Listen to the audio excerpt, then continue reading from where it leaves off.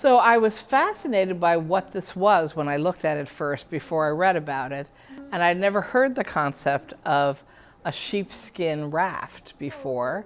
And it turns out that each of these pockets here, looks like there are 10 on the back of the man, is a sheepskin that has air blown into it and then is attached to a frame and was used as a raft in a certain river that had very heavy currents. Yeah, and I thought, river. yeah, so I was like, wow, who would imagine, not me, creating a raft by using sheepskins as if they're balloons, but that are strong enough to withstand heavy currents to get people back and forth across the river. So I just thought that was fascinating that this one small sculpture is so clearly exhibiting this whole story of how people were making it back and forth across the river.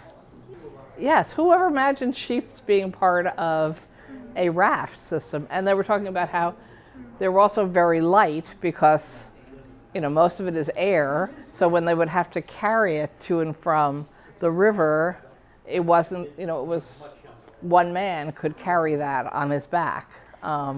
And that also, of course, you imagine like rafts being huge and made of wood and impossible to drag around on the land. And yet here they came up with this innovative model that they could walk around with when it wasn't in the river. I just think it's such a wonderful story just from this tiny little sculpture. The imagery for me for rafts and rivers is more from famous novels in our country. Tom Sawyer, exactly. You know about them also. So that also was immediately, it did flash into my mind. Oh, Tom Sawyer and Jim on the raft. I think that was the Mississippi River, I'm not sure. Also a great river. Also a huge river.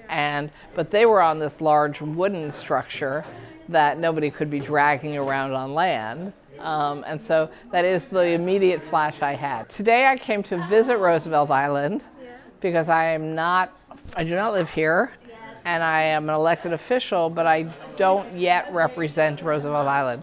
But in this country, your maps for your districts change every 10 years. And so I know that in January, this will become part of my district. And so I will spend more time on Roosevelt Island and need to learn more about what's happening here. And so today is really just my introduction to the island and some of the people here to get to know them and the island.